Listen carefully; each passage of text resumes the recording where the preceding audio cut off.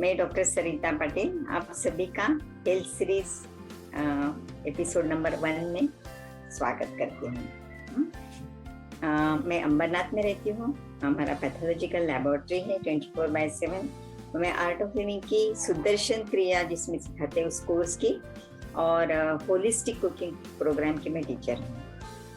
और मेरे जीवन का उद्देश्य है कि सभी लोग हेल्दी रहे, स्वस्थ रहे, मस्त रहे। श्री श्री रविशंकर जी जो हमारे गुरु है, उनके जीवन का मकसद ही यही है कि सबके चेहरे पे खुशी आ जाए। उन्हीं के उद्देश्य के साथ हम सब लोग जुड़े हैं, इसलिए ये सब कर रहे हैं। हम अपने जो अनुभव है वो शेयर करते हैं और कुछ जो थोड़ी ज्ञान की बातें हैं वो शेयर करते हैं ताकि आपको उसका बहुत फायदा हो और आप स्वस्थ रहे, ना कि बीमार होके कुछ दवाइयाँ लेके और बीमार होके और दवाइयाँ ले। इससे अच्छा कि हम बीमारी को प्रिवेंट करें, वो ज्यादा अच्छा है ना। ओके, तो अब हम देखते हैं कि मैं आपको एक आंकड़ा बताती हूँ। 1.8 into 10⁻18 10⁻11 मतलब 18 के ऊपर 10 जीरो लगा देंगे। हाँ, इतने रुपीस खर्चे होते हैं हर साल किसके ऊपर? डायबिटीज के ऊपर इंडिया में। ये सब किस में जाते हैं? ग्लूकोज टेस्टिंग के लिए स्ट्रिप्स जो लगते हैं, इंजेक्शन जो लगते हैं, टैबलेट्स जो लगते हैं, इन सभी में इतना सारा खर्चा होता है हमारे देश का, हमारे गवर्नमेंट का बोलो या हमारे इन जनरल सबका। और अभी करंट पॉपुलेशन कितना है? 1.35 बिलियंस। उसमें से जो स्टैटिस्टिकल डाटा है उसके हिसाब से 11 से 12% लोग जो है वो डायबिटीज से पीड़ित है।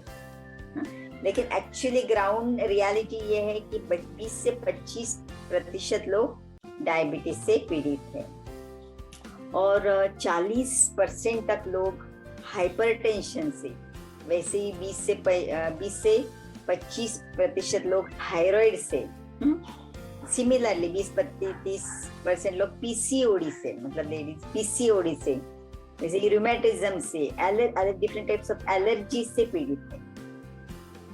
अगर आप सभी का टोटल करोगे 20%, 30% वगैरह, तो 100 से ज्यादा हो जाएगा। इसी का मतलब क्या है कि एक व्यक्ति एक रोग से ज्यादा रोगों से पीड़ित है। और WHO वर्ल्ड हेल्थ ऑर्गेनाइजेशन का प्रेडिक्शन ऐसा है कि आगे आने वाले 15 से 20 सालों में ये सब जो डायबिटीज पेशेंट्स हैं वो डबल होने वाले, ऐसा उनका प्रेडिक्शन है। तो अभी हमने अलर्ट होना चाहिए, है ना। अच्छा, और सबसे मेन क्या है पता है? कंसर्न क्या है कि पुराने जमाने में ये जो डिसीज है डायबिटीज, ब्लड प्रेशर, ये जो है वो 60, 70, 75 साल की उम्र में शुरू होते हैं ताकि फिर आगे वाली जिंदगी कुछ दवाइयाँ लेते हुए गुजारते थे। फिर उसके अगर कुछ कॉम्प्लिकेशंस होते हैं तो उसके साथ और दवाइयाँ लेके फिर बाद में किसी कॉम्प्लिकेशन से वो उनकी डेथ होती थी। लेकिन अभी इन डिसीजेस का ऑनसेट ही, मतलब वो शुरुआत ही यंगस्टर्स में हो रही है।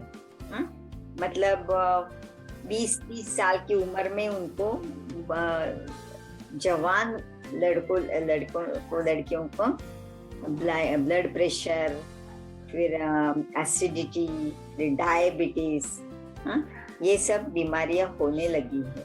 और डेथ भी 30-35 की उम्र में डेथ होने लगी है।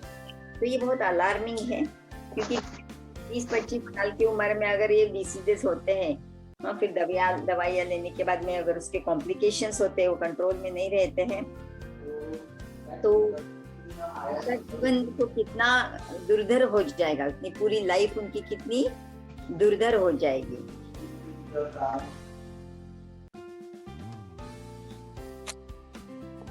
ओके, तो जस्ट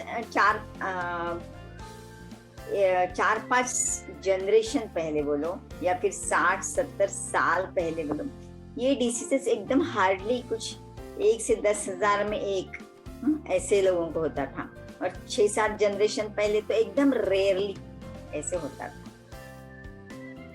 अभी देखो, इसका मतलब क्या है कि वो हेरिडिटरी होना यही एक रीजन नहीं है। यूजुअली हम क्या बोलते हैं, डायबिटीज, हाँ हेरिडिटरी है, मेरी पेरेंट्स को था, उनके पेरेंट्स को था, वगैरह वगैरह। लेकिन अगर ऐसा होता तो ये पुराने जमाने में भी बहुत सारे लोगों को होना चाहिए ना। इसका मतलब क्या है कि हेरिडिटरी डिसीज एक लोडेड गन के जैसा है, जिसमें वो बुलेट्स है वो बाहर निकलेगी कि नहीं निकलेगी, मतलब वो गन फायर होगी कि नहीं होगी, ये किस पे डिपेंड करेगा, हमारी लाइफस्टाइल के ऊपर डिपेंड करेगा। वो हमारे काफी हद तक हमारे हाथ में होता है। अभी हम देखते हैं इसका मतलब क्या है, हम लोग हेरिडिटी को पूरा का पूरा ब्लेम नहीं करेंगे। फिर ऐसे क्यों हो रहा है, हम वो पहले देखेंगे। ठीक है,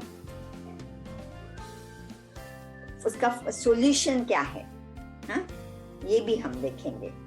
ठीक है, पीसीओडी क्या होता है, किसी ने पूछा है, पॉलीसिस्टिक ओवेरियन डिसीज, ये पीसीओडी है। पीसीओडी के ऊपर मेरा एक ऐसे सेशन था, आप आपका नंबर और नाम दे दीजिए तो आपको वो लिंक फॉरवर्ड कर देंगे। पीसीओडी के ऊपर एक पूरा सेशन था। ओके, अभी हम देखते हैं ये क्यों हो रहा है। उसके पहले ना एक स्टोरी बताती हूँ, अकबर और बीरबल की। क्योंकि देखो, ये जो बड़े बड़े डिसीजेस है ना, ब्लड प्रेशर, डायबिटीज वगैरह, इनके बारे में सोचने के पहले हम पहले देखेंगे कि हमारे ह्यूमन बीइंग के जो basic day to day activities है, सिंपल एक्टिविटीज है, सिंपल थिंग्स है, वो हम कर पा रहे हैं कि नहीं ठीक से, जिसके लिए किसी को सोचने की जरूरत नहीं, ज्यादा कुछ करने की जरूरत नहीं, जैसे सोना, सांस लेना, खाना खाना, चलना, और क्या, टॉयलेट जाना, यूरिन पास करना, पसीना आना, रिप्रोडक्शन होना, ये सब हमारे बेसिक इंस्टिंक्ट्स है, बेसिक नीड्स है, बेसिक थिंग्स है हमारे जीवन के, जो इजीली होने चाहिए। लेकिन वो हो रहे हैं क्या, वो हम देखेंगे। उसके पहले वो स्टोरी सुनेंगे। आपको तो सभी को पता ही है अकबर और बीरबल कौन है। तो वो एक वाइस मिनिस्टर थे बीरबल, अकबर के दरबार के। तो एक बार क्या होता है कि अकबर राजा दरबार में डिक्लेयर करता है कि मैं एक प्रश्न पूछूंगा, उसका जवाब जो सही से ही देगा, मतलब मुझे प्लीज करने वाला, जो सेटिस्फाई करने वाला जो जवाब देगा, उसको मैं इनाम दूंगा। फिर वो प्रश्न पूछता है कि किस चीज से व्यक्ति, मतलब ह्यूमन बीइंग, सबसे ज्यादा खुश हो जाता है या सबसे ज्यादा सेटिस्फाइड हो जाता है। तो कुछ लोगों ने आंसर दिया कि बहुत सारा पैसा, बहुत सारा सोना मिलने से। किसी ने कहा कि अच्छे से फीस्ट, खाने पीने के लिए बहुत अच्छे व्यंजन मिल जाना, उससे दिल खुश हो जाता है। किसी ने कहा कि अच्छा संगीत, अच्छा डांस, ये सब एंजॉय करने से बहुत खुश हो जाते हैं हम लोग। फिर बारी आती है बीरबल की। तो सब बीरबल की तरफ देखते हैं वो क्या जवाब देगा। तो बीरबल क्या बोलता है कि जब मैं रोज सवेरे मॉर्निंग में जब मैं अपने बावेल्स क्लियर कर देता हूँ, टॉयलेट एकदम साफ मुझे हो जाती है, वो मेरा सबसे बेस्ट, हैप्पी और सेटिस्फाइंग मोमेंट रहता है।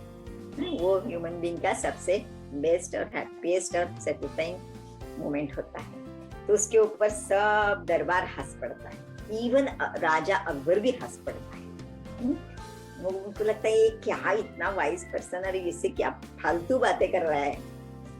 तो जैसे अकबर राजा भी हंस पड़ता है, तो बीरबल को लगता है चलो कुछ तो भी सबक सिखाना पड़ेगा अभी तो, मतलब रियलाइज करके देना पड़ेगा कि ये मैं भूल रहा हूँ ये सही है कि नहीं है। तो होता ऐसा है कि वो राजा जैसे पब्लिक कोर्ट में जाता है ना, पब्लिक लोग रहते हैं, फिर अपने जो कुछ भी ग्रीवेंसेस उनके सामने रखते हैं और फिर राजा उसका आंसर देता है।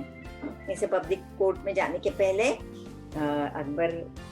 बीरबल उसके खाने में कुछ दवाई मिक्स कर देता है। फिर राजा जाता है कोर्ट में, लोगों के सामने बैठता है, सब बातें होती है, सब उनको राय देता है, जो भी उनके प्रॉब्लम सॉल्व करता है।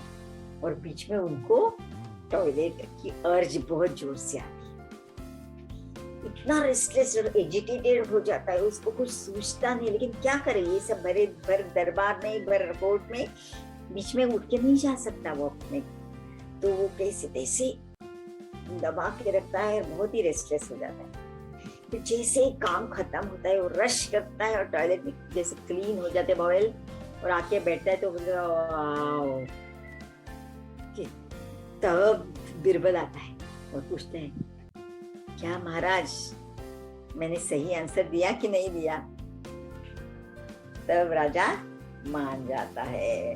तो ये बात है ना, मतलब क्या कि हमारा पेट रोज अच्छे से साफ होना ये कितना इम्पोर्टेंट है, नेचुरली होना कितना इम्पोर्टेंट है।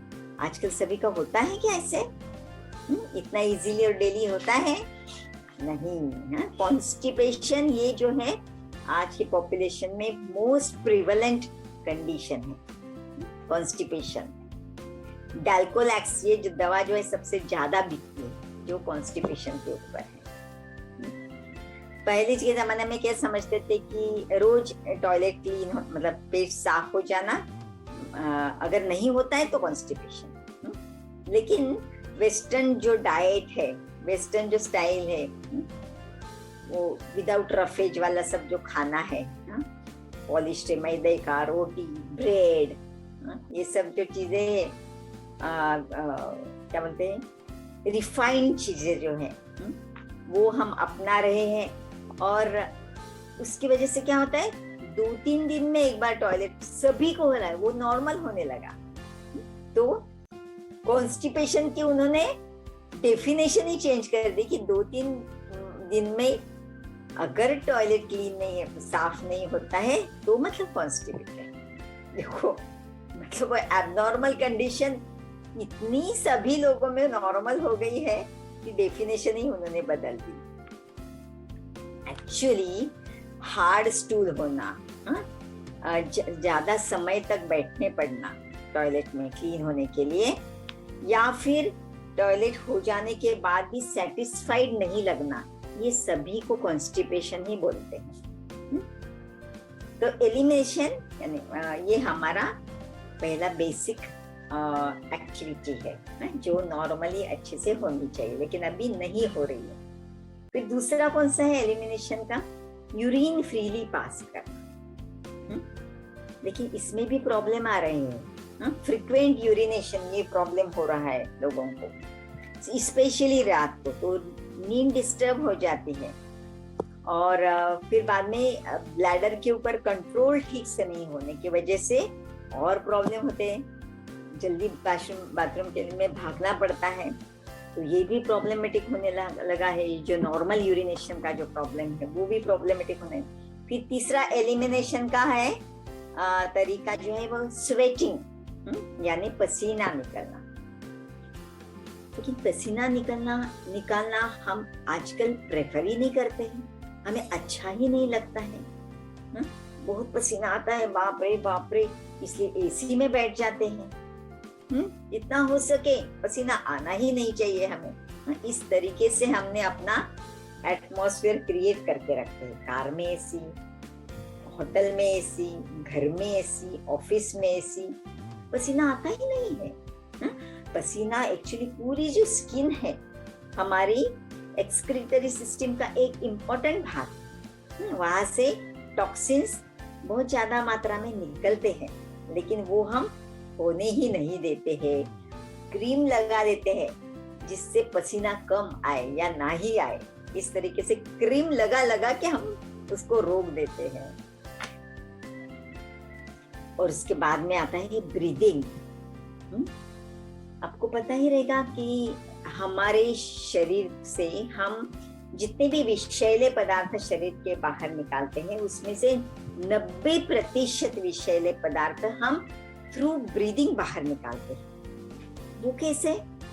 देखो, 10% सिर्फ मल मूत्र, आई डिस्चार्ज, ईयर डिस्चार्ज, स्वेटिंग, इससे निकलता है, हाँ?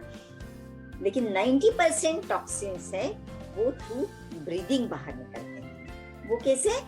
हमारे शरीर के सेल्स के अंदर वो जो विषैले पदार्थ है उसको ऑक्सीडाइज किया जाता है। ऑक्सीजन जो हम लंग्स, हम सांस लेते हैं, ऑक्सीजन फिर खून में मिलता है, वो ऑक्सीजन, वो pure blood and oxygenated blood एक एक सेल तक जाता है।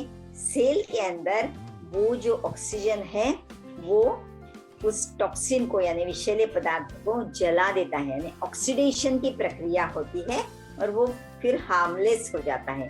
और जो विषैला तत्व जो है वो कार्बन डाइऑक्साइड में आ जाता है, जो वापस थ्रू सर्कुलेशन, ब्लड सर्कुलेशन वापस लंग्स में आके हम उच्छ्वास के द्वारा कार्बन डाइऑक्साइड बाहर निकाल सकते हैं। और बाकी तो यूरिन स्टूल वगैरह तो हम पास कभी करते, दिन में 1 बार 2 यूरिन पास करते, दिन में 4-5 बार। लेकिन ये जो है एक्सक्रीशन हमारा वो पल पल चल रहा है। थोड़े समय के लिए भी हम अगर रेस्पिरेशन को रोक देते तो हम मर जाएंगे। एक्सेप्शनल केसेस, योगा वाले लोग हैं वो एक्सेप्शनल केसेस है, लेकिन हम जिंदा नहीं रह पाते क्योंकि शरीर के अंदर ज्यादा मात्रा में कार्बन डाइऑक्साइड हम टॉलरेट ही नहीं कर सकते, इतना वो विषारी है, विष से भरा हुआ है, उससे हमारी डेथ हो जाती है। आपने सुना रहेगा एक कार में छोटा बच्चा खेल रहा था, उसने खुद को लॉक कर दिया कार के अंदर और थोड़े समय के बाद में मतलब उस कार के अंदर का ऑक्सीजन उसने यूटिलाइज कर दिया रेस्पिरेशन के थ्रू और कार्बन डाइऑक्साइड छोड़ा, तो कार्बन डाइऑक्साइड का कॉन्सेंट्रेशन वो कार में इतना ज्यादा हो गया कि बच्चा वहां पर मर गया। तो इसका मतलब ये रेस्पिरेशन है, ऑक्सीजन मिलना, कार्बन डाइऑक्साइड को बाहर छोड़ना, ये बहुत ही इम्पोर्टेंट प्रोसेस है।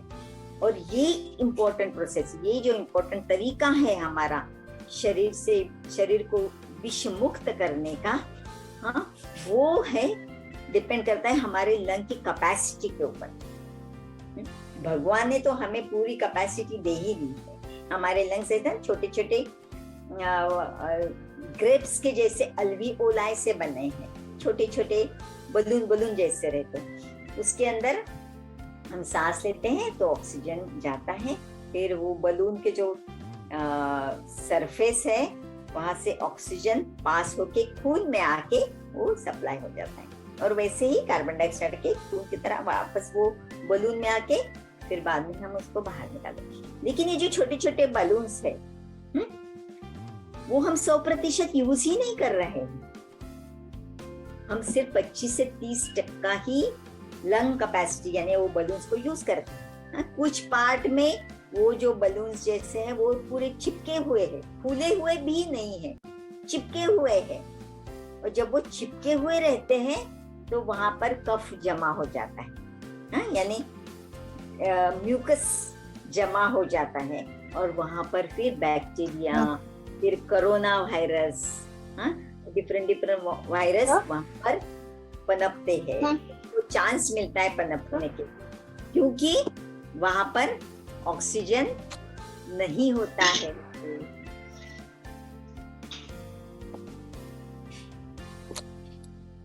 इसलिए हमने क्या करना चाहिए, हमारे पूरी लंग की कैपेसिटी को यूज करना चाहिए। फिर वो कैसे करेंगे, सुदर्शन क्रिया सीख के और सुदर्शन क्रिया रोज करके। सुदर्शन क्रिया जब हम रोज करते हैं तो हमारी लंग कैपेसिटी जो 25 से 30% है वो बढ़ के 90% के ऊपर चली जाती है। तो मानो आप हमें जीवन दान मिल जाता है। हम सब कोरोना ये सब इन्फेक्शन से कोसों दूर रहते हैं, क्योंकि हमारे अंदर ज्यादा मात्रा में ऑक्सीजन होके, हर सेल में ज्यादा मात्रा में ऑक्सीजन होके वो प्रखरता से अपना काम करता है। जैसे मोमबत्ती है, मोमबत्ती अगर उसके ऊपर ग्लास रख दिया जाए जलती हुई मोमबत्ती के ऊपर, तो अंदर का जो ऑक्सीजन कम होता है और कार्बन डाइऑक्साइड बढ़ता है, तो मोमबत्ती धीरे धीरे धीरे धीरे धीमी धीमी जलती है और बाद में तो बुझ जाती है। वैसे जैसे हम 30% ऑक्सीजन लेते हैं तो हमारे हर सेल धीमे धीमे धीमे धीमे जल रहे हैं।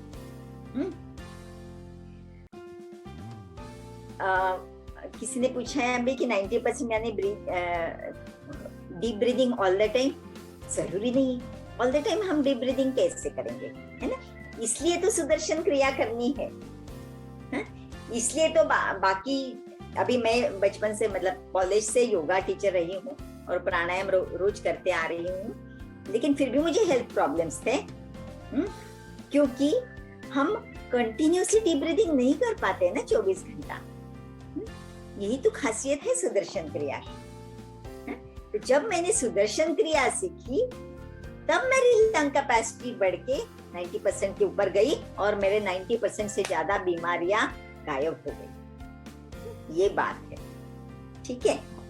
तो हाँ, मैं वही कह रही थी कि मोमबत्ती जैसे अगर उसको ऑक्सीजन पूरी तरीके से मिलता है तो वो मोमबत्ती प्रखरता के साथ जलती है।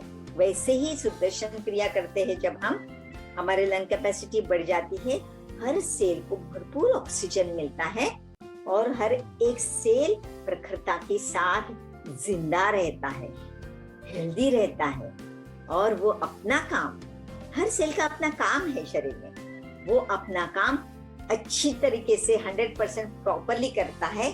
तो सेल से तो ऑर्गन बना है, जैसे वो सेल अपना काम 100% अच्छे तरीके से करता है तो वो ऑर्गन भी अच्छी तरीके से अपना काम करता है। लीवर ठीक से काम करेगा, किडनी ठीक से काम करेगा, लंग ठीक से काम करेगा, हार्ट ठीक से काम करेगा, ब्रेन ठीक से काम करेगा, सभी, और पैंक्रियाज अपना काम ठीक से करेगा तो हमारी हेल्थ अच्छी हो जाएगी।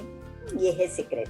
हाँ, तो सुदर्शन क्रिया का भी कोर्स है हमारा, 30 तारीख से है इस महीने की। तो जिन्होंने सुदर्शन क्रिया नहीं सीखी है वो जरूर मुझे कॉल करे या व्हाट्सएप करे। मेरा नंबर है 8308044666।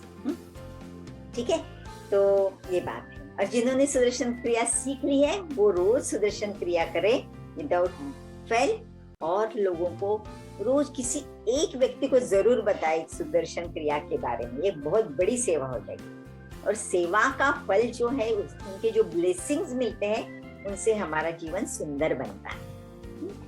ठीक है, तो ये हो गया। और आजकल अभी ब्रीदिंग के बारे में देखते हैं, आजकल 30% लोगों में तो अस्थमा का प्रॉब्लम हो रहा है, इवन बच्चों में भी अस्थमा का प्रॉब्लम हो रहा है और पफ लेना पड़ता है उनको ताकि वो अच्छी तरीके से ब्रीदिंग कर पाए। ये जो नॉर्मल हमारी प्रक्रिया है वो भी अभी डिफिकल्ट हो रही है। फिर बाद में आता है स्लीप यानी नींद। नींद यानी कि just doing nothing, relax, switch off, है ना, टर्न ऑफ। लेकिन ये भी नहीं कर पाते।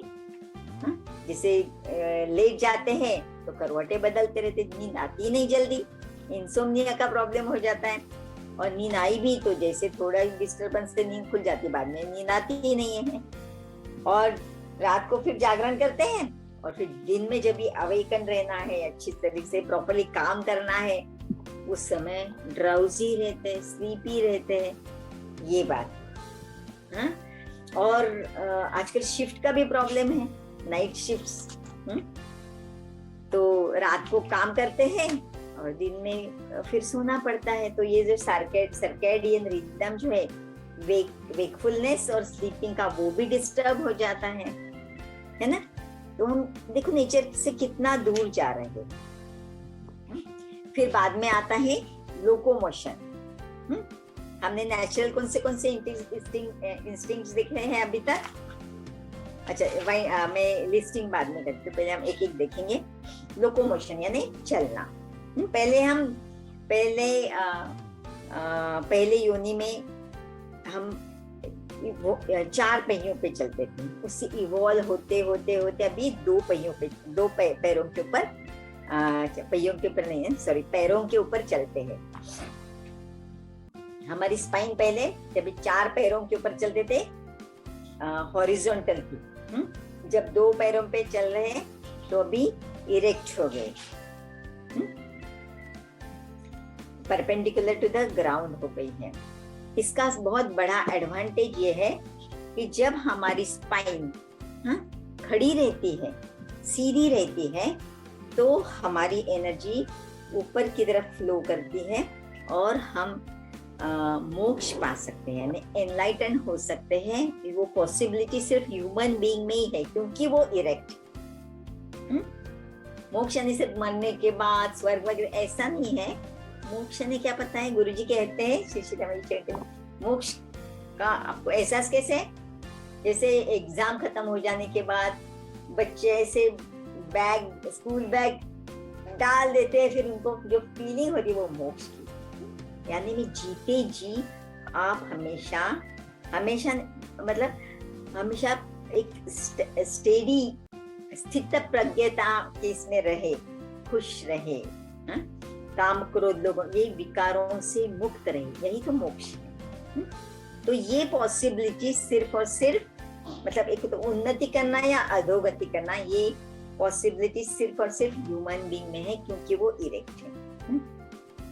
तो पहले 4 पहियों पे चलते हैं, अभी 4 पैरों पे चलते हैं और अभी 2 पैरों पे चल रहे हैं। तो 2 पैरों पे चलना, ये हमारा बेसिक गुणधर्म है, बेसिक हमारी एक्टिविटी है ना। लेकिन अभी सिचुएशन क्या हो गई,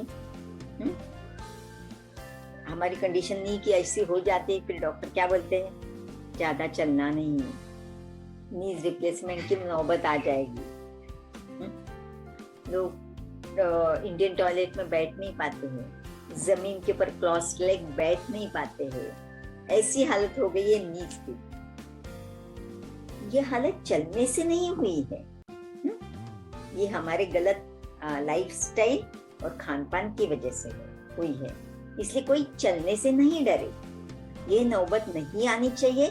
इसलिए अभी से यानी पहले से ही चलना शुरू कर देना चाहिए, क्योंकि एक बार वो फट जाएगा, मतलब वो उसका कंडीशन खराब हो जाने के बाद उसको स्ट्रेस करेंगे तो फिर प्रॉब्लमेटिक हो सकता है, फिर डॉक्टर की मांगनी पड़ेगी हमें, या फिर नी रिप्लेसमेंट के लिए जाना पड़ेगा। तो देखो कुछ साल पहले, करीब 60-70 साल पहले, जो लोग 80-90 साल तक जीते थे, मरते दम तक चल पाते थे, जमीन पर बैठ पाते थे। और अभी की हालत क्या है? और वो समय पता है आपको, दिन में वो एवरेज 18 किलोमीटर चलते थे, और अभी दिन में कितना चलते हैं? Average 0.8 to 1.8 kilometre per day, इतना कम चलते हैं। इसलिए नीज की हालत ऐसी हो जाती है। तो मतलब वॉकिंग ये कुछ रीजन नहीं है घुटने खराब होने का। घुटने खराब होने के बाद में हमको वॉकिंग अवॉइड करना पड़ता है, तो इससे डरना नहीं है, ठीक है। तो कैसे वॉकिंग करना हम लोग देखेंगे आगे। फिर बाद में इंस्टिंक्ट आता है रिप्रोडक्शन। आजकल रिप्रोडक्शन भी डिफिकल्ट होने लगा है, महिलाओं में कंसीव करना डिफिकल्ट होने लगा है। इसलिए तो इनफर्टिलिटी सेंटर्स जैसे मशरूम के जैसे क्या बोलते स्ट्रीट के ऊपर खुलने लगे हैं हर सिटी में, इवन टाउन में इनफर्टिलिटी सेंटर की जरूरत पड़ने लगी है, क्योंकि महिलाओं में पीसीओडी का प्रॉब्लम, मेंस्ट्रुअल साइकिल्स गड़बड़ होने के प्रॉब्लम, हार्मोनल प्रॉब्लम्स, क्या ब्लीडिंग इश्यूज, मतलब मेंसेस के बारे में सभी प्रॉब्लम्स बहुत ज्यादा बढ़ने लगे हैं। जैसे कहा 20 से 30% महिलाओं में ये प्रॉब्लम हो, उससे भी आजकल तो ज्यादा ही बढ़ रहा है। इवन मेल्स में भी, मेल में भी स्पर्म काउंट जो है, स्पर्म काउंट कम होने लगा है। नॉर्मल स्पर्म काउंट पहले के जमाने में जितना हुआ करता था, वो कम होते जा रहा है। इसलिए अभी नॉर्मल रेंज भी चेंज कर दी। जैसे कॉन्स्टिपेशन की डेफिनेशन चेंज कर दी, वैसे एवरेज सभी मीन्स में जो स्पर्म काउंट है वो पहले वाले नॉर्मल रेंज के लोअर बॉर्डर तक भी नहीं जाता है, इसलिए नॉर्मल रेंज ही उन्होंने नीचे ला दी है। ये बात है। तो इनफर्टिलिटी का प्रॉब्लम भी बढ़ने लगा है। नहीं तो ये जो भी बेसिक थिंग्स है कि जो हमने नेचुरली विदाउट थिंकिंग ये सब होनी ही चाहिए, जैसे भूख लगना, सांस लेना, ये सब जो है ये अभी डिफिकल्ट होने लगा है, ये हमने अभी देखा है। तो अभी हम क्या करते हैं, और ये जो बेसिक थिंग्स है ये डिफिकल्ट होती है, इसलिए तो फिर ये बड़े बड़े डिसीजेस होने लगते हैं। मतलब बेसिक में रहा उधर ही प्रॉब्लम है, इसलिए जैसे रूट में ही प्रॉब्लम है तो फिर शूट में भी प्रॉब्लम आ जाएगा, ट्री में भी प्रॉब्लम आ जाएगा, फल में भी, फूल में भी प्रॉब्लम आ जाता है। तो इसे क्यों हो रहा है? One of the reason, major reason है कि हम लोग चलते नहीं है, हमारी फिजिकल वर्क कुछ ज्यादा करते नहीं है, जिससे चलने से और फिजिकल वर्क करने से हमारी एनर्जी यूटिलाइज हो जाती है, हमारा खून प्यूरिफाई होता है। तो हमने क्या करना चाहिए, वॉकिंग करना शुरू कर देना चाहिए। कितना करना है? 1.25 घंटा। 1.25 घंटा ये क्यों? क्योंकि हमारे शरीर, देखो हमारे शरीर में 5 लीटर खून है टोटल, एवरेज में बता रही हूँ। जो इनके जिनका बिल्टअप अच्छा है उनको ज्यादा भी हो सकता है, मेरे जैसे जिनका कद छोटा है उनमें कम हो सकता है। तो 5 लीटर खून में ब्लड शुगर जो है उसमें 15 मिनट में, सॉरी 1 लीटर में जितना शुगर है वो कंज्यूम होने के लिए, यूटिलाइज होने के लिए 15 मिनट वॉकिंग के जितना इक्विवेलेंट हमें एक्सरसाइज करना पड़ेगा, वर्क एक्टिविटी करनी पड़ेगी, तब जाके 1 लीटर खून से ग्लूकोज सब यूटिलाइज हो जाएगा। तो 5 लीटर है मतलब 15 into 5 मतलब 1.25 घंटा। और वो कैसे?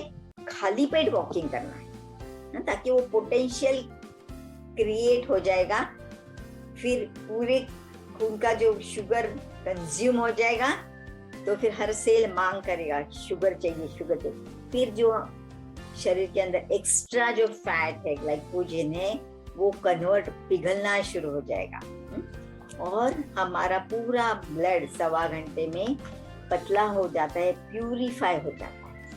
फिर 1.25 घंटा खाली पेट वॉकिंग करना है। वो कैसे करना है? ब्रिस्क वॉकिंग करना है, दौड़ना है नहीं। और कितना किलोमीटर चलना है वो भी इम्पोर्टेंट नहीं है, इम्पोर्टेंट टाइम है, ना कि इम्पोर्टेंट डिस्टेंस है। ओके, तो हमने तो ऑब्वियसली भी 1.25 घंटा चलने की कैपेसिटी है, कंटिन्यू होने के लिए हमने कैसे चलना चाहिए? एट ईज वॉकिंग करना शुरू कर देना चाहिए। तो वो जो हमारा वॉकिंग का स्पीड है वो डेली डिफर हो सकता है। जब हम ज्यादा एनर्जेटिक रहते तो हम थोड़ा फास्ट वॉकिंग करेंगे, जब थोड़ा डल लगता है तो हम थोड़ा स्लो वॉक करेंगे। अपने मूड के ऊपर, हम अपने कैपेसिटी के ऊपर वो डिपेंड करता है। अगर हम फास्ट करेंगे, आधे घंटे में थक जाएंगे, रुक जाएंगे, तो उससे काम नहीं बनेगा। तो कैसे करना है? और वो भी कंटिन्यूअसली, ऐसे नहीं आधा घंटा सवेरे किया, आधा घंटा शाम को किया, ऐसे नहीं। तो खाली पेट कंटिन्यूअसली, और नॉर्मल अपना जो कंफर्टेबल स्पीड के साथ अगर 1.25 घंटा वॉक करते हैं तो हमारा पूरा ब्लड ऑटोमेटिकली प्यूरिफाई हो जाता है। ठीक है। फिर हम जो अलग अलग आसन करते हैं, है ना, हमारा शरीर वॉकिंग के लिए बना है ना। इमरजेंसी में हम रनिंग करते हैं, लेकिन वॉकिंग ये हमारा बेसिक है। जैसे हमने अलग अलग आसन करते हैं, है ना, अच्छा, अगर आप जिम करना चाहते हैं वो भी जरूर करें।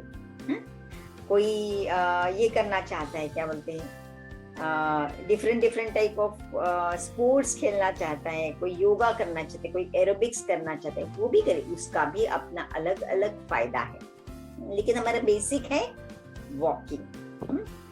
तो हम जो अलग अलग आसन करते हैं ना, एक एक प्राणी पक्षी के ऊपर आसन के नाम है, मत्स्यासन, मंडूकासन, मयूरासन, बकासन। वैसे मनुष्यासन कौन सा हो सकता है? तो मनुष्यासन कौन सा हो सकता है? सहज योग क्या है मनुष्य का? वो है वॉकिंग। ठीक है, तो कोई भी भूले नहीं चलना। ठीक है, अब हम देखते हैं, अभी हमारे लास्ट कुछ 10 मिनट बचे हैं, तो अभी थोड़ा सा हम रेसिपी के तरफ जाते हैं। तो रेसिपी बताने के पहले मैं आपको बताना चाहती हूँ, क्योंकि आज मैं जो रेसिपी बताने वाली हूँ चाट टाइप रेसिपी है, मिलेट की रेसिपी है। अरे मिलेट क्यों, मिलेट ही क्यों? तो मिलेट के ऊपर भी मेरा एक वेबिनार है, जिन्होंने नहीं सुना है वो आपका नाम और नंबर और मिलेट सेशन लिख दे चैट बॉक्स में, ताकि उसका लिंक आपको हम भेज देंगे। अगर नहीं मिला आपको तो आप मुझे डायरेक्ट कॉल करके बता सकते हैं। कभी भी कहीं भी हो जाता है, काम में भूल जाते हैं। मैं, रीना दीदी, सोनिया दीदी, हम लोग यूजुअली भेजते हैं, लेकिन इन केस आपको नहीं मिला रहेगा तो आप कॉल करके बोल सकते हो हमें। रीना दीदी अपने कोर्स का ये डालेंगे क्या, पूरा शेड्यूल जो है वो मैसेज? हाँ। तो ये रेसिपी बताने के पहले मैं आपको एक इम्पोर्टेंट बात बताना चाहती हूँ। जैसे हमने देखे इतने सारे डिसीजेस हो रहे हैं, उसके अलग अलग हमने देखा कि बेसिक चीजें ही हम ठीक से नहीं कर पा रहे हैं, तो उसका एक रीजन फूड भी है। फूड के बारे में हमने हेल्थ सीरीज नंबर 2 जो है उसमें हम देखने वाले हैं, है ना। कुछ लोगों ने वो सुन भी लिया है, जिन्होंने नहीं सुना है तो हेल्थ सीरीज 2 का रिकॉर्डिंग मांगने के लिए भी आप चैट बॉक्स में डाल सकते हो। तो जो भी हम खाना खाते हैं वो कौन सा खाना खाना चाहिए, कैसे खाना खाना चाहिए, कैसे मतलब क्या है, किस तरीके से पका के खाना चाहिए, कच्चा खाना चाहिए, किस तरीके से खाना खाना चाहिए, कौन से कॉम्बिनेशन में खाना खाना चाहिए, कौन से समय पे खाना खाना चाहिए, ये सब जो है वो असर करता है हमारे हेल्थ के ऊपर।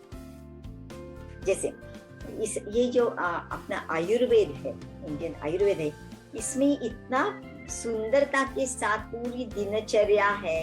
वो आपको इस कोर्स में होलिस्टिक कुकिंग प्रोग्राम जो हमारा हो रहा है 1, 2 या 3 तारीख, और 3 तारीख को रोज 2 घंटा, तो उसमें पूरा डेली रेजिम आपको देंगे कि क्या कब कितना खाना है।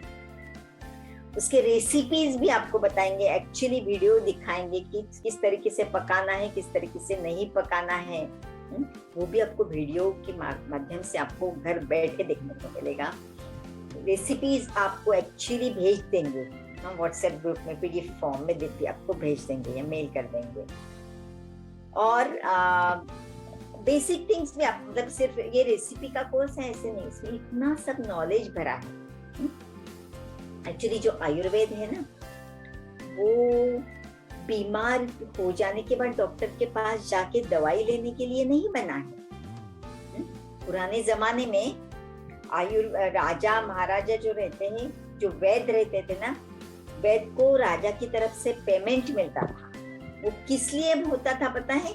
ताकि लोग बीमार ना पड़े, इसलिए वैद्य होते थे। अभी सिचुएशन चेंज हो गया। अभी एक तो लोगों को पता नहीं है कि कौन सा खाना अच्छा है, कौन सा बुरा है। दूसरी बात कि हमारे मन के ऊपर या टेस्ट के ऊपर उनका कंट्रोल नहीं है। मेन तो है कि नॉलेज ही नहीं। जो नॉलेज मिलता है टीवी के थ्रू मिलता है हमें। एनर्जी को कहाँ से मिलेगी? तो कोक से मिलेगी। कोक में क्या है? कार्बन डाइऑक्साइड है। और हमने देखा एनर्जी के लिए ऑक्सीजन की जरूरत है, अभी मैंने समझाया। तो उल्टा एनर्जी डाउन डाउन डाउन करेगा। देखो अब कार्बन डाइऑक्साइड वाला मोमबत्ती, अगर मोमबत्ती के इधर कार्बन डाइऑक्साइड ज्यादा है तो मोमबत्ती बुझ जाएगी। तो एनर्जी देने वाला ऑक्सीजन जब कम हो जाएगा, एनर्जी ड्रेन करने वाला कार्बन डाइऑक्साइड बढ़ जाएगा, तो उल्टा एनर्जी कम होने वाली है। तो ये जो नॉलेज है हमें नहीं है। स्कूल में हम बाकी सब कुछ सीखते हैं, लेकिन जीवन जीने की कला, जीवन का ज्ञान, खाने पीने का ज्ञान जो है वो हम नहीं सीखते।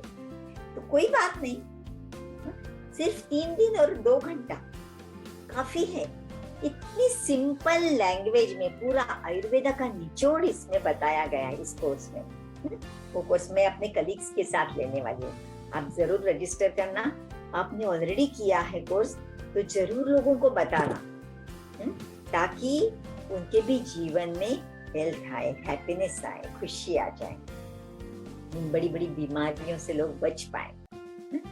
और विरुद्ध आहार है, यानी कुछ कुछ ना 2 चीजें जब साथ में मिला के हम खाते हैं, जैसे दही बड़ा है, उड़द दाल और दही साथ में मिला जाए तो विरुद्ध आहार है। वो जब हम खाते हैं तो शरीर के अंदर ऐसी ऐसी विषैली चीजें ये तैयार होते हैं कि हमें कितने सारे रोग हो सकते हैं। तो ऐसी बहुत लिस्ट है पूरी विरुद्ध आहार की, उनको अवॉइड करने, स्किन प्रॉब्लम्स हो सकते हैं, अनीमिया हो सकता है, ऐसे डिफरेंट डिसीजेस हो सकते हैं। तो इसके बारे में डिटेल में आपको पता चलेगा। आजकल एसिडिटी, नेचुरोपैथी के हिसाब से एसिडिटी ये जो है ये मूल कारण है सभी रोगों का। लेकिन हम क्या समझते हैं सिर्फ ऐसे बर्पिंग आना मतलब एसिडिटी, ऐसा नहीं है। कोई भी रोग हो उसका मेन रीजन एसिडिटी है। खून अगर एसिडिक हो जाता है तो बीमारी होने ही वाली है, ऐसे समझो पक्का। तो उसको कमबैक करने के लिए हम एंटासिड की गोली ले लेते हैं, लेकिन उसके भी साइड इफेक्ट होते हैं। तो नेचुरली हम कैसे एसिडिटी से छुटकारा पाए, तो अल्कलाइन वाटर साइंटिफिकली कैसे तैयार करना है, कब पीना है कब नहीं पीना है, क्योंकि गलत समय पर अल्कलाइन वाटर पीने से एसिडिटी और बढ़ सकती है। गलत समय के बाद मतलब वो पीरियड ज्यादा होने से एसिडिटी और बढ़ सकती है। इसलिए ये प्रॉपर तरीका वो हम इस कोर्स में बताएंगे। अभी ये कोरोना का काल है, अभी 3rd वेव आने वाली है ऐसे कहते हैं, तो उससे बचने के लिए हमने क्या डाइट लेना चाहिए, प्रिवेंटिव डाइट भी और रिकवरी डाइट भी आपको बताएंगे। और ऑक्सीजन लेवल बढ़ाने के लिए क्या खाना चाहिए, वायरस इन्फेक्शन यानी कोरोना इन्फेक्शन से बचने के लिए क्या खाना चाहिए, कंटेजियस डिसीज संक्रामक बीमारियों से बचने के लिए क्या खाना चाहिए, हमारी इम्यूनिटी को बढ़ाने के लिए क्या खाना चाहिए, पूरा लिस्टिंग मिल जाएगा आपको। और हम जैसे ना हमारा ब्लड ग्रुप है जन्म से फिक्स है, वैसे हमारी प्रकृति कफ पित्त वात 3 दोषों से हमारी प्रकृति बनती है। तो अगर तीनों में से कोई भी एक इम्बैलेंस हो जाता है, कम ज्यादा हो जाता है, तो बाकी दोनों भी इम्बैलेंस हो जाते हैं और हमें उस प्रकार के रोग हो जाते हैं। तो उन्हें बैलेंस करने के लिए, जैसे कफ हुआ तो ट्यूमर, कैंसर जैसे रोग होते हैं, कफ इम्बैलेंस, ओबेसिटी, ये सब रोग हो जाते हैं। और अगर पित्त की बीमारी हो, जब पित्त अगर इम्बैलेंस हो गया तो रैशेस आना, एसिडिटी, अल्सर, ऐसी सारी बीमारियां हो जाती है। आंखों में जलन, पैरों में जलन, वॉमिटिंग, ये सब बीमारियां होने लगती है। फिर वात इम्बैलेंस हो जाता है तो हार्ट डिसीज, ब्रेन के प्रॉब्लम, कंपवात, इवन फिट्स आना, एपिलेप्सी, ये सब जो वात की बीमारियां हैं ये सब हो जाती हैं। तो इनको हम कैसे अवॉइड कर सकते हैं, तो इन दोनों दोषों को बैलेंस करके अवॉइड कर सकते हैं। तो दोष बढ़े कि नहीं वो पहचानना, हमारी प्रकृति विकृति क्या है वो पहचानना, और उन दोषों को बैलेंस करने के लिए क्या खाना क्या नहीं खाना, ये सब कितनी मात्रा में खाना, ये सब आपको ज्ञान इस कोर्स में मिल जाएगा। ठीक है, अभी रेसिपी टाइम, आपको 3 मिनट में आपको एक सुंदर रेसिपी बता देती हूँ। ये थोड़ी ना चीटिंग डे वाली रेसिपी है, बहुत ज्यादा हेल्दी नहीं है, लेकिन ये खा के बाद में होलिस्टिक कुकिंग कोर्स फॉलो करो। हाँ होलिस्टिक, हाँ एक बात बता दूं, होलिस्टिक कुकिंग कोर्स से आपको कुछ उसे टेस्टलेस उबला उबला ऐसा खाने को नहीं बोलेंगे हम। एकदम टेस्टी एंड हेल्दी और आंखों के लिए भी अट्रैक्टिव, टेस्ट के लिए भी सुंदर, ऐसी चीजें आपको खाने के लिए बताएंगे। वो जो टेस्टी भी हो और हेल्दी भी हो, ऐसी चीजें आप खाएंगे। आज हम देखते हैं मिलेट के स्नैक्स। एक है जैसे मसाला पूरी बोल सकते हैं आप उसको। तो एक कप मिलेट का फ्लोर लेना जो ऑलरेडी प्री सोक है, 6 से 8 घंटे ऑलरेडी सोक करके बाद में सन ड्राई करके और उसका फ्लोर बनाया है। ये सब मैं क्यों बोल रही हूँ, अगर जिसको पता नहीं है वो आप मेरा मिलेट सेशन जरूर देखें। 1 कप मिलेट का फ्लोर लिया तो 1/4 कप आपको रोस्टेड चना दाल का फ्लोर लेना है, ठीक है। और 1 मुट्ठी ग्राउंडनट, सिंगदाना जो है कोर्सली ग्राउंड लेना है, रोस्टेड और कोर्सली ग्राउंड। 1 टेबलस्पून तिल लेना है, काले लो या सफेद लो। तिल है ना कैल्शियम का बहुत मस्त सोर्स है और बाकी भी न्यूट्रिएंट्स का बहुत अच्छा सोर्स है। तो हफ्ते में 1 या 2 बार आप सीसम का यूज, तिल का प्रयोग आहार में जरूर करें। फिर 1 टेबलस्पून रेड चिली पाउडर आपके टेस्ट के हिसाब से, हींग और नमक। आपको क्या करना है, पहले 1 मिनट, बार बार म्यूट करना पड़ता है कोई ना कोई। ओके, अब प्लीज म्यूटेड रहे हैं सब, जो भी आते हैं ना डिस्टरबेंस हो जाता है। ओके, तो ऑयल कौन सा यूज करना है, सैफ्लॉवर ऑयल। करडी का तेल जो है वो सबसे बेस्ट है क्योंकि उसका स्मोक पॉइंट हाई है, इसलिए वो बेस्ट है। तो वो भी बुल ड्रिवन घानी का लेना चाहिए, ठीक है। कोल्ड प्रेस ऑयल लेना चाहिए। 1 बाउल में वो आटा लीजिए, वो आटे को मिक्स कर दीजिए, मैंने जो जो अभी सब इंग्रेडिएंट्स बताए, और उसमें थोड़ा ऑयल गरम करके डालिए, अच्छे से उसको मसले ताकि उसका क्रिस्पीनेस मस्त आता है। उसके बाद में चिली पाउडर, इसमें ये सीड्स, ग्राउंडनट का कोर्सली वो पाउडर, सॉल्ट, हींग थोड़ा पानी में मिक्स करके डाले ताकि वो अच्छे से मिक्स हो जाए। ये सब डाल के एक हार्ड डो बनाना उसका, एकदम हार्ड, और अच्छे से उसको मसलना। उसके बाद में उसकी छोटी छोटी हाथ से एक बेटल लीफ या फिर कोई भी पत्ता लेके, आप टर्मरिक का पत्ता ले सकते हो या फिर केले का पत्ता ले सकते हो या फिर खाना खाने का बेटल लीफ है ना वो ले सकते हो। उसके थोड़ा तेल लगा के उसकी छोटी छोटी पूरियां ऐसे ढाप के बनाए और उसको तले, दोनों तरफ से ब्राउनिश कलर में तल लेना उनको। और अगर आपको पूरी तरीके से क्रिस्पी अच्छी लगती है तो थोड़ी पतली बेलना करना, और थोड़ी अंदर से आपको सॉफ्ट अच्छी लगती है तो थोड़ी जाड़ी करना। और मसाला पूरी कैसे करेंगी, वो 2-4 पूरियों को ऐसे हाथ से क्रश करे, ब्रेक करे, उसके ऊपर कांदा, अनियन कट करके, कैरेट ग्रेट करके, थोड़े टोमेटोज फाइनली चॉप करके, पुदीना की चटनी डालो, पाम जगरी सिरप थोड़ा डाल सकते हो, और मिलेट का सेव डाल सकते हो उसके ऊपर, थोड़ा डैश ऑफ लाइम डालेंगे, लेमन डालेंगे, कोरिएंडर डालेंगे, मस्त मसाला पूरी खाएंगे, ठीक है। ये लेकिन चीटिंग डे पे खाना है, बाकी टाइम पे हम लोग टेस्टी खाएंगे लेकिन हेल्दी खाएंगे। ये हेल्दी है लेकिन खाना थोड़ा अनहेल्दी है, ठीक है। तो आज का सेशन हम यहीं पर खत्म करते हैं।